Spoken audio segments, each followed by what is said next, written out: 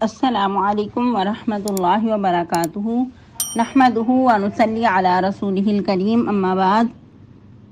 امید کرتے ہیں آپ تمام سسٹرز خیر و عافیت سے ہوں گی اور ایمان کی بہترین حالت میں ہوں گی۔ اللہ رب العزت سے دعا ہے آپ کی طرف ہر بڑھنے والا شر خیر میں بدل دے، آمین آمین۔ پیاری سسٹرز، ہم لوگ سورۃ المائدہ کی آیت مبارکہ 66 تک ترجمہ تفسیر پڑھ چکے تھے۔ آج کا لیسن آیت مبارکہ 67 سے سٹارٹ کریں گے اور 2 آیت مبارکہ پڑھنے کی کوشش کریں گے، آیت مبارکہ 67 اور 68۔ تو آئیے لیسن سٹارٹ کرتے ہیں۔ ربی اشرح لی صدری ویسر لی امری واحلل عقدۃ من لسانی یفقہوا قولی۔ اللہم بارک لنا فی اوقاتنا، اللہم فقہنا فی الدین، اللہم انی اسألک الہدی والتقی والعفاف والغنی، اللہم الہمنی رشدی وأعذنی من شر نفسی۔ اعوذ باللہ من الشیطان الرجیم، بسم اللہ الرحمن الرحیم۔ یا ایہا الرسول بلغ ما انزل الیک من ربک وإن لم تفعل فما بلغت رسالتہ واللہ یعصمک من الناس ان اللہ لا یہدی القوم الکافرین۔ قل یا اہل الکتاب لستم علی شیء حتی تقیموا التوراۃ والانجیل وما انزل الیکم من ربکم وَلَيَزِيدَنَّ كَثِيرًا مِّنْهُمْ مَا أُنزِلَ إِلَيْكَ مِن رَّبِّكَ طُغْيَانًا وَكُفْرًا فَلَا تَأْسَ عَلَى الْقَوْمِ الْكَافِرِينَ۔ ٹرانسلیشن: یا ایھا الرسول، اے رسول صلی اللہ علیہ وسلم، بلغ پہنچا دیجیے، ما انزل الیک جو کچھ اتارا گیا آپ کی طرف، من ربک آپ کے رب کی طرف سے، وَإِن لَّم تَفْعَلْ تو اگر آپ نے ایسا نہ کیا، فما بلغت رسالتہ تو نہ آپ نے پہنچایا رسالت کو، یا نہ آپ نے حق ادا کیا رسالت پہنچانے کا۔ واللہ یعصمک من الناس اور اللہ تعالیٰ تمہیں لوگوں سے بچاتے ہیں۔ ان اللہ لا یہدی القوم الکافرین بے شک اللہ تعالیٰ نہیں ہدایت دیتا کافر لوگوں کو۔ قل یا اہل الکتاب کہہ دیجئے اے اہل کتاب، لستم علی شیء نہیں ہو تم کسی چیز پر، حتی تقیموا التوراۃ والانجیل یہاں تک کہ تم قائم کرو تورات اور انجیل کو، وما انزل الیکم اور جو کچھ اتارا گیا طرف تمہاری، من ربکم تمہارے رب کی طرف سے، ولا یزیدن کثیرا منہم اور البتہ زیادہ ہو رہا ہے بہت زیادہ ان میں سے، ما انزل الیک جو کچھ اتارا گیا آپ کی طرف، من ربک آپ کے رب کی طرف سے، طغیانا و کفرا سرکشی اور کفر میں، یہاں سے بھی پڑھ سکتے ہیں، اور البتہ وہ مزید بڑھ رہی ہیں اس وجہ سے جو کچھ اتارا گیا آپ کی طرف آپ کے رب کی طرف سے سرکشی اور کفر میں۔ فلا تأس علی القوم الکافرین تو نہ آپ افسوس کیجئے کافر قوم کے لوگوں پر۔ تفسیر آیت مبارکہ 67 سے، جیسے کہ ہم لوگ پڑھ رہے تھے کہ جب انسان اللہ رب العزت کے احکام و فرائض کی پابندی کرتا ہے تو یقیناً اللہ رب العزت کی طرف سے برکات نازل ہوتی ہیں، آسمان سے بھی برکات نازل ہوتی ہیں اور زمین سے بھی اللہ رب العزت ایسی پیداوار کرتے ہیں کہ جس میں بہت برکتیں ہوتی ہیں۔ لیکن اس کے برعکس جب انسان اعمال بد کرتا ہے، اللہ تعالیٰ کے احکام و فرائض کو فراموش کر دیتا ہے تو یقیناً اس کی وجہ سے زمین پہ بے برکتی ہوتی ہے۔ جیسا کہ فرمایا کہ ایک حد نافذ کرنے پہ جتنی 40 دن بارش ہوتی ہے اتنی برکت نازل ہوتی ہے ایک حد کو جاری کرنے پہ۔ لیکن افسوس کے ساتھ کہ آج ہمارے ہاں حدود اللہ پامال کی جا رہی ہیں اور ہماری عدالتوں میں قرآن و حدیث کے خلاف فیصلے کیے جاتے ہیں اور جھوٹی قسمیں اٹھائی جاتی ہیں، جھوٹے فیصلے مقدم کیے جاتے ہیں، تو پھر برکتیں اور رحمتیں کہاں سے نازل ہوں؟ یہی وجہ ہے کہ پہلے کیا ہوتا تھا کہ اللہ رب العزت کی طرف سے بہت برکتیں ہوتی تھیں اور تھوڑے میں بھی بہت زیادہ برکت ہوتی تھی، اور جیسا کہ کہا جاتا تھا کہ ایک کمانے والا اور سارا خاندان بیٹھ کر کھانے والا۔ لیکن آج ہر بندہ کمانے کے چکر میں ہے اور یہی کوشش ہے کہ راتوں رات وہ امیر ہو جائے اور اس کے پاس پیسہ آ جائے۔ ہر بندے کی دوڑ دھوپ پیسہ کمانے میں ہے لیکن پھر بھی پوری نہیں پڑ رہی۔ تو وجہ کیا ہے؟ وجہ اس کی یہی ہے کہ جب حدود اللہ پامال کی جائیں تو پھر اللہ کی طرف سے برکتیں اٹھا لی جاتی ہیں، اور یہی حالات آج ہمارے سامنے پیش آئے ہوئے ہیں۔ ہر بندہ مہنگائی کا رونا رو رہا ہے، ہر بندہ بے روزگاری کا رونا روتا نظر آ رہا ہے، اور طرح طرح کے مسائل کا شکار ہے انسانیت اور طرح طرح کی بیماریوں کا سامنا ہے۔ اللہ رب العزت ہم سب کے حال پہ رحم کرے اور ہمیں اپنے خاص الخاص بندوں میں شمار کر لے، آمین آمین۔ آج کے لیسن میں اللہ رب العزت بہت ہی تاکیدی حکم دے رہی ہیں اپنے پیارے حبیب محمد الرسول اللہ صلی اللہ علیہ وسلم کو۔ کیا فرما رہے ہیں؟ یا ایھا الرسول بلغ ما انزل الیک من ربک، اے پیغمبر صلی اللہ علیہ وسلم پہنچا دیجئے، جیسا اللہ نے نازل کیا ہے ویسے ہی جو کا تم پہنچا دیجئے جو کچھ اللہ رب العزت کی طرف سے نازل کیا گیا ہے۔ جیسا کہ تمام رسولوں کی اہم ذمہ داری کتنی ہوا کرتی تھی؟ 4 اہم ذمہ داری ہوا کرتی تھی، جو کہ اللہ رب العزت نے قرآن مجید میں بارہا اس بات کو ارشاد فرمایا ہے۔ اور میں سب سے پہلی اور اہم ذمہ داری کیا ہوتی تھی؟ تبلیغ کی جو ذمہ داری ہے، رسالت کا پہنچانا، تو وہ جس طرح اللہ نے ان کو عطا کی تھی ویسے ہی پہنچانا۔ تو ایسا تو نہیں تھا کہ پیغمبر صلی اللہ علیہ وسلم اپنی ذمہ داری کو پورا نہ کریں، بلکہ اس طرح فرما کر ایک تو ہمیں سمجھانا مقصد تھا انسانیت کو اور آپ صلی اللہ علیہ وسلم کی امت کو، اور دوسرا یہ ہے کہ جو کام اہم ہوتا ہے اس کی تاکید کے لیے بارہا حکم دیا جاتا ہے، بارہا اس کی ریپیٹیشن کی جاتی ہے تاکہ تمام سامعین اس بات کو اہم جانتے ہوئے اس پہ عمل پیرا ہوں۔ مزید اللہ رب العزت کیا فرما رہے ہیں؟ وَإِن لَّمْ تَفْعَلْ، اور اگر آپ نے ایسا نہ کیا، فَمَا بَلَّغْتَ رِسَالَتَهُ، تو آپ نے پیغام پہنچانے کی ذمہ داری کو ادا نہ کیا، یا پیغام پہنچانے کا جو حق ہے وہ ادا نہ کیا۔ وَاللَّهُ يَعْصِمُكَ مِنَ النَّاسِ، اور اللہ تعالیٰ تمہیں لوگوں سے بچاتا آ رہا ہے، یعنی کہ اللہ تعالیٰ پہلے بھی بچا رہے ہیں، لوگوں کے جو مکر ہیں، لوگوں کی جو سازشیں ہیں، اس سے اللہ تعالیٰ ہی تمہیں بچا رہے ہیں، اور آئندہ بھی آپ کی حفاظت اللہ تعالیٰ ہی کریں گے۔ اور کچھ احادیث مبارکہ کی روشنی میں اس بات کا جائزہ لیتے ہیں کہ نبی صلی اللہ علیہ وسلم کی جو ذمہ داری تھی، آپ صلی اللہ علیہ وسلم نے کیسے وہ اس پورا کیا اور کس طرح اس کو ادا کرتے رہے، اور جس مشن کے لیے آپ صلی اللہ علیہ وسلم کو مبعوث کیا گیا تھا اس کو کیسے وہ نبھاتے رہے۔ جیسا کہ اس مشن کو پورا کرنے کے لیے کفار کے سامنے بہت سخت ایذا رسانیاں سہنی پڑیں، اور بہت مشقت کے سفر کر کے آپ صلی اللہ علیہ وسلم انفرادی اور اجتماعی طور پر لوگوں سے ملتے اور ان کی طرف سے جو جواب تھے ملنے والے اور اس کو سہتے رہے۔ اور جیسا کہ ہم حال ہی میں پڑھ چکے تھے کہ آپ صلی اللہ علیہ وسلم نے طائف کی طرف سفر کیا اور تبلیغ کے غرض سے ان کی طرف روانہ ہوئے، لیکن ان کا جو ریئیکشن تھا وہ بہت ہی سخت تھا۔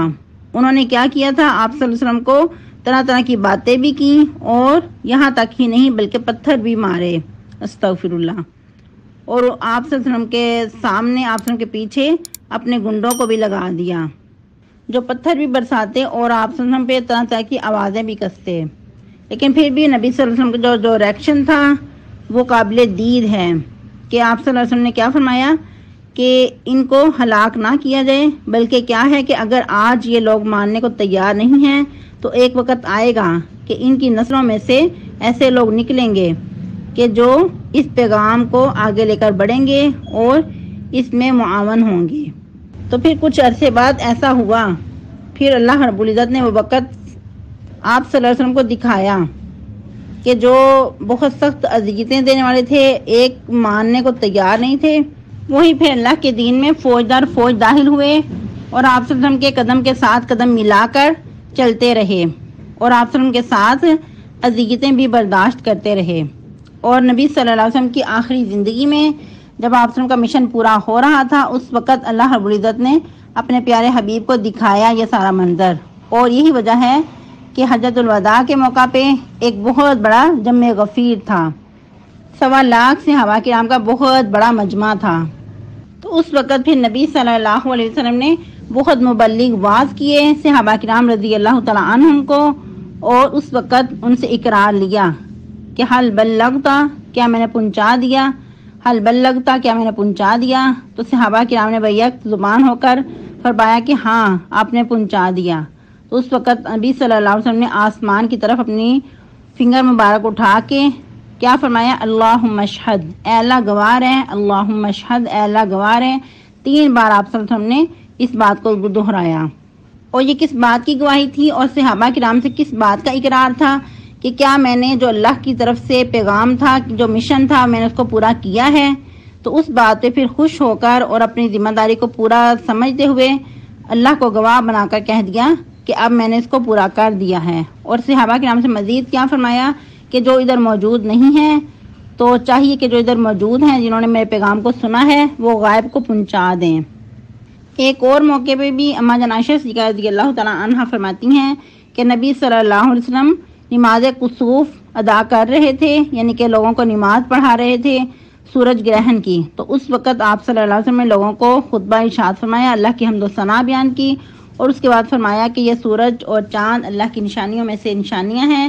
انہیں گرہن نہ تو کسی کی موت کی وجہ سے لگتا ہے اور نہ کسی کی پیدائش کی وجہ سے لگتا ہے۔ پھر آپ صلی اللہ علیہ وسلم نے لاسٹ پہ فرمایا دونوں ہاتھ مبارک اٹھا کر کہ اللہ میں نے تیرا پیغام پہنچا دیا ہے، اے اللہ تو گواہ ہے۔ یہ تھوڑی سی وضاحت کہ آپ صلی اللہ علیہ وسلم نے ایسے کیوں فرمایا کہ اس کو گرہن نہ تو کسی کی موت اور نہ کسی کی حیات کی وجہ سے لگتا ہے، کیونکہ اس وقت نبی صلی اللہ علیہ وسلم کا جو ایک بیٹا تھا ابراہیم، اس کی وفات ہوئی تھی۔ تو اس وقت عرب کے لوگوں میں یہ اعتقاد تھا،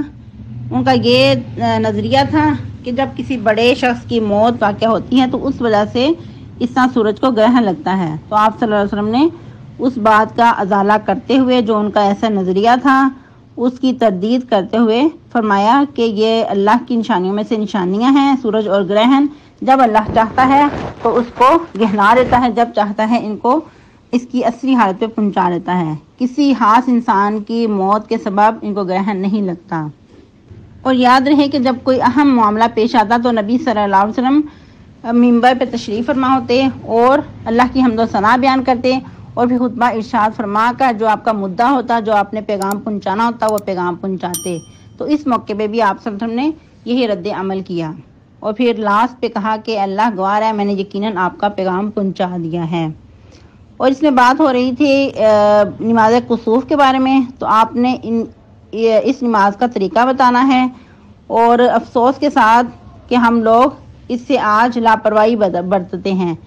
ہمارے سامنے بعض اوقات چاند گہنا جاتا ہے، سورج گہنا جاتا ہے، لیکن ہم اپنے ہی کاموں میں مصروف رہتے ہیں، اور اس کے علاوہ جو ہمارے معاشرے میں توہمات کا لوگ شکار ہو جاتے ہیں، ان باتوں پہ عمل کرنے لگ جاتے ہیں۔ جن باتوں کا حکم دیا گیا ہے، جن باتوں کی طرف توجہ دلائی گئی ہے، اس کو فراموش کر دیتے ہیں۔ کرنے کے کام کیا ہوتے ہیں کہ نبی صلی اللہ علیہ وسلم جس طرح لمبا قیام کرتے، بہت لمبی نماز ادا کرتے، یہ کرنا چاہیے، صدقہ خیرات کرنا چاہیے، تسبیحات کرنی چاہیے،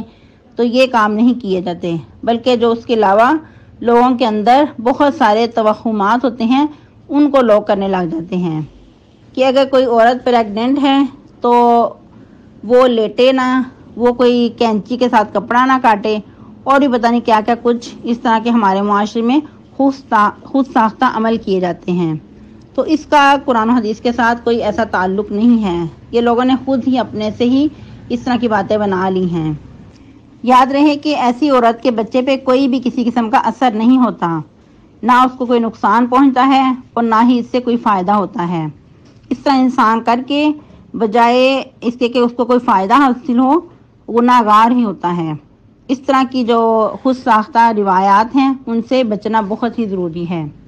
اور یاد رہے کہ نبی صلی اللہ علیہ وسلم کا جو واعظ اور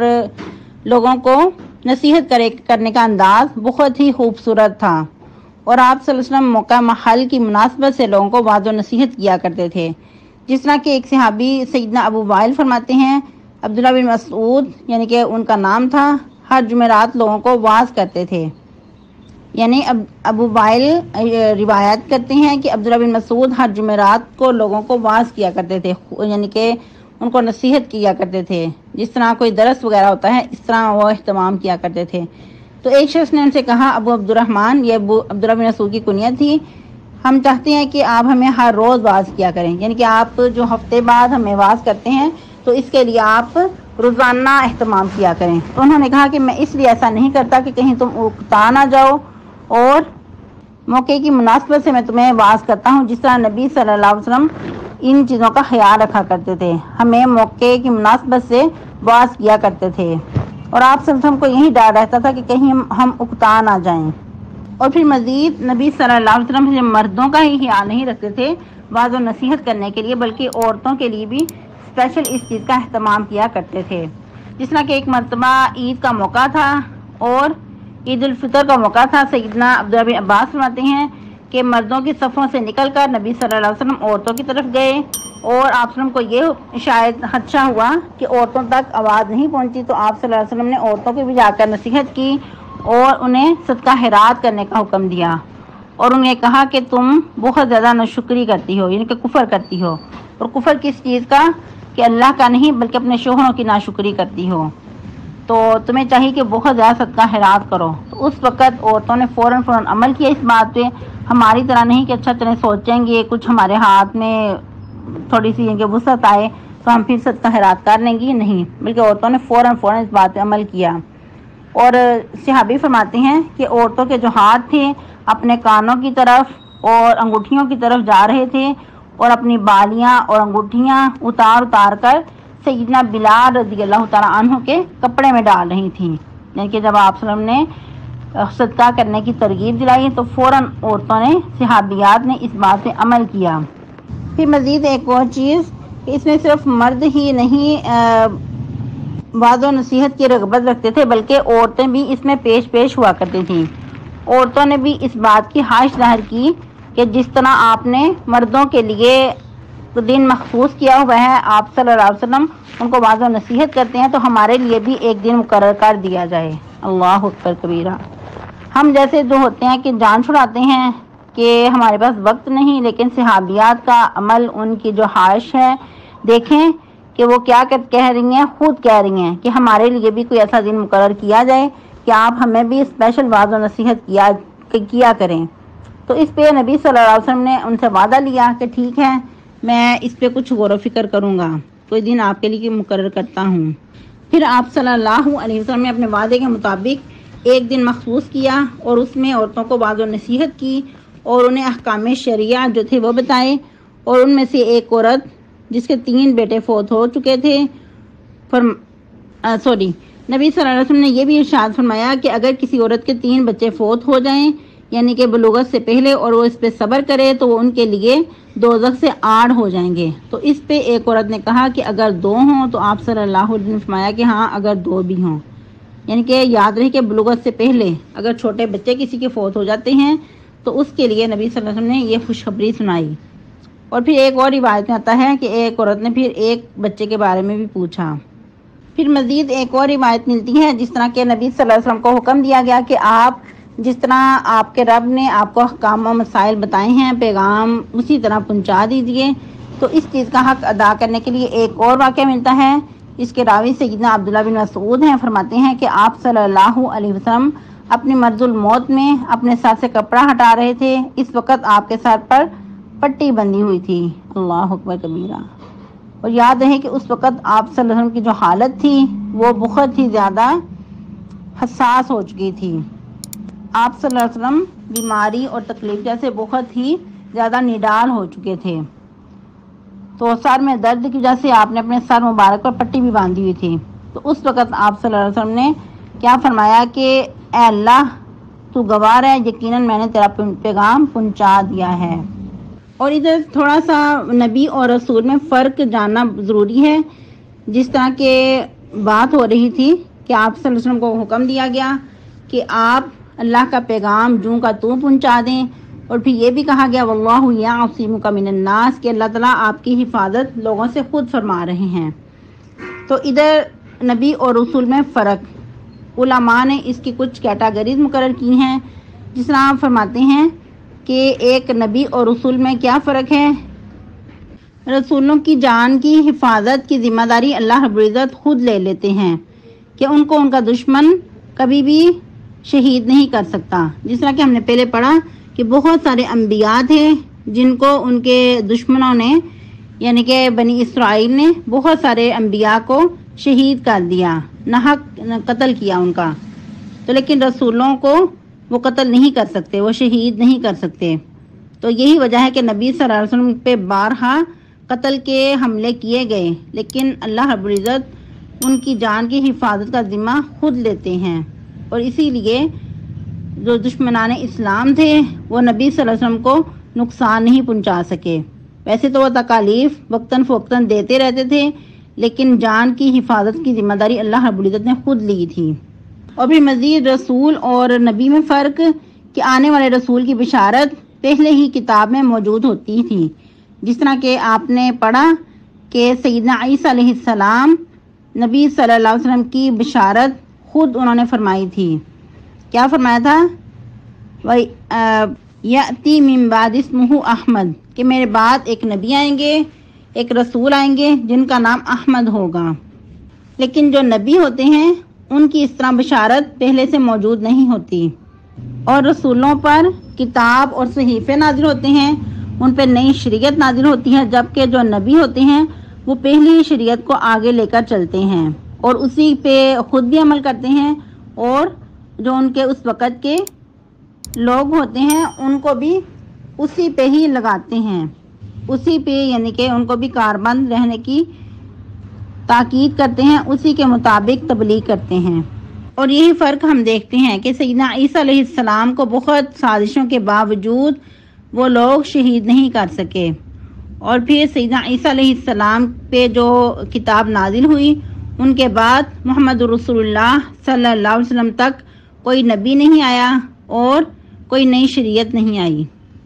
محمد رسول اللہ صلی اللہ علیہ وسلم آئے اور قرآن مجید لے کر آئے، نئی شریعت پھر لے کر آئے۔ اور پھر مزید دیکھیں کہ واللہ یعصمک من الناس کہہ کر نبی صلی اللہ علیہ وسلم کو تسلی دینا مقصد تھا کہ آپ اپنے مشن پہ جاری رہیں، اپنے مشن کو لے کر چلتے رہیں، اللہ رب العزت ان کے شر سے تمہیں بچانے والے ہیں، یہ لوگ تمہارا کوئی نقصان نہیں کر سکتے۔ اب دیکھیں کہ اگر دنیا پہ کوئی انسان کسی کو اس طرح تسلی دے تو وہ یقیناً اس کے اندر بہت زیادہ انرجی آ جاتی ہے اور وہ مزید بہتر طریقے سے اپنا کام سر انجام دیتا ہے۔ تو جس کو اللہ رب العزت خود تسلی دینے والے ہوں، ان کی حفاظت کی ذمہ داری لینے والے ہوں، تو پھر ایسے وقت میں انسان کتنے بہتر طریقے سے کام کرتا ہے۔ اور یہی وجہ ہے کہ اللہ رب العزت خود اپنے پیارے پیغمبر محمد رسول اللہ صلی اللہ علیہ وسلم کو بار بار تسلی دے رہے ہیں، ان کی حوصلہ افزائی کر رہے ہیں۔ اور ویسے بھی دیکھیں نبی صلی اللہ علیہ وسلم کی جو ذمہ داری تھی، آپ صلی اللہ علیہ وسلم کی جو مشن تھا وہ سب نبیوں اور رسولوں سے بڑھ کر تھا، اور آپ صلی اللہ علیہ وسلم کی جو شریعت تھی وہ تمام انسانیت کے لیے تھی اور قیامت تک کے لیے تھی۔ تو اس صورت میں پھر نبی صلی اللہ علیہ وسلم کو بہت زیادہ تسلی کی ضرورت تھی، تو اللہ رب العزت اسی لیے بار بار تسلی دے رہے ہیں، اور کبھی پہلے انبیاء رسولوں کے واقعات بیان کر کے آپ صلی اللہ علیہ وسلم کی حوصلہ افزائی کر رہے ہیں کہ اگر یہ لوگ آپ کو نہیں مانتے، آپ کو جھٹلاتے ہیں، تو یہ کوئی نیا کام نہیں ہے، پہلے بھی رسولوں انبیاء کے ساتھ یہ معاملات ہوتے رہے ہیں، تو آپ ان کی پرواہ نہ کریں بلکہ اپنے مشن پہ گامزن رہیں۔ اور یہ بھی یاد رہے کہ نبی صلی اللہ علیہ وسلم پہ مختلف اوقات بہت سخت حالات پیش آتے رہے، اور بعض اوقات آپ صلی اللہ علیہ وسلم اپنے لیے پہرا بھی لگواتے، صحابہ کرام کو کہتے کہ کون ہے ایسا جو آج رات پہرا دے، تو صحابہ کرام بڑھ چڑھ کر اس میں حصہ لیتے، کچھ صحابی فوراً خود کو پیش کرتے۔ اور یہ بھی کہا جاتا ہے کہ اس آیت مبارکہ کے بعد نبی صلی اللہ علیہ وسلم نے پھر کبھی پہرے کی فکر نہیں کی تھی۔ اور آپ کو یہ بھی یاد ہوگا کہ سورۃ المائدہ کے شروع میں ہم نے پڑھا تھا کہ یہ سورہ مبارکہ بہت لاسٹ پہ نازل ہونے والی صورتوں میں سے ہے، گویا کہ اس آیت مبارکہ کے بعد نبی صلی اللہ علیہ وسلم کو اس بات کی تسلی ہو گئی تھی، اور آپ نے پھر اس بات کی پرواہ کرنا چھوڑ دی تھی کہ اپنے لیے کوئی پیرا مقرر کیا جائے۔ اور اس سے پہلے آپ صلی اللہ علیہ وسلم پہ بہت سخت حالات پیش آئے، بارہا مقامات پہ آپ صلی اللہ علیہ وسلم پہ قاتلانہ حملے کیے گئے، لیکن اللہ رب العزت ہر بات آپ کی حفاظت فرماتے رہے، اور جو کفار جو مشرکین آپ پہ حملہ کرنے والے تھے وہ خود ہی ذلیل و رسوا ہو کر رہ گئے۔ لیکن ادھر بہت ہی اہم بات ہے، بہت ہی ہمارے لیے غور و فکر کی بات ہے کہ اتنے سخت حالات کے باوجود نبی صلی اللہ علیہ وسلم نے اپنی ذمہ داری کو نہیں چھوڑا۔ ہم جیسے یہ چھوٹی سی تکلیف آنے پہ قرآن مجید کے جو بہت ہی خاص اور اہم موقع ہوتے ہیں ان کو چھوڑ دیتے ہیں، یا بعض اوقات حالات ناساز ہوں تو اس وقت پھر ایسی مجالس اٹینڈ کرنا چھوڑ دیتے ہیں کہ حالات اچھے نہیں ہیں، ایسا نہ ہو کہ کہیں کوئی نقصان ہو جائے۔ لیکن نبی صلی اللہ علیہ وسلم کا طرز عمل دیکھیں کہ ان پہ بہت سارے قاتلانہ حملے کے باوجود آپ صلی اللہ علیہ وسلم نے اپنے مشن کو نہیں چھوڑا، بلکہ بڑھ چڑھ کر حصہ لیتے رہے، اور آخری زندگی میں تو اس میں مزید آپ صلی اللہ علیہ وسلم نے تیزی کر دی، کیونکہ آپ صلی اللہ علیہ وسلم کا جو مشن تھا دنیا پہ آنے کا وہ مکمل ہو رہا تھا اور آپ کی ذمہ داریاں مزید بڑھ گئی تھیں۔ مزید اللہ رب العزت کیا فرما رہے ہیں؟ ان اللہ لا یہدی القوم الکافرین، یقیناً اللہ تعالیٰ نہیں ہدایت دیتا کافر لوگوں کو، کہ جو لوگ سرے سے انکار ہی کر دیں، آپ صلی اللہ علیہ وسلم کو ماننے کو تیار ہی نہیں، پھر اللہ رب العزت ان کو ان کے حال پہ چھوڑ دیتے ہیں، پھر اللہ رب العزت ایسے لوگوں کو ہدایت ہی نہیں دیتے، یعنی کہ ان کے اندر سے جو ہدایت حاصل کرنے کی توفیق ہے وہی ختم ہو جاتی ہے۔ اللہ تعالیٰ وہ قوت جو گویائی ہے وہی چھین لیتے ہیں، پھر انسان سنتا رہتا ہے لیکن اس کو ہدایت حاصل کرنے کی توفیق ہی حاصل نہیں ہوتی۔ آج کے لیے اتنا ہی کافی ہے، تو دوبارہ سے اس آیت مبارکہ کو دیکھیں گے اور احادیث مبارکہ کی روشنی میں پڑھیں گے کہ کس کس موقع پہ آپ صلی اللہ علیہ وسلم پہ کس طرح حملے ہوئے اور آپ صلی اللہ علیہ وسلم نے اس وقت اپنا ریئیکشن کیا ظاہر کیا۔ سبحانک اللہم ربنا و بحمدک نشہد ان لا الہ الا انت نستغفرک ونتوب الیک۔ والسلام علیکم ورحمۃ اللہ وبرکاتہ۔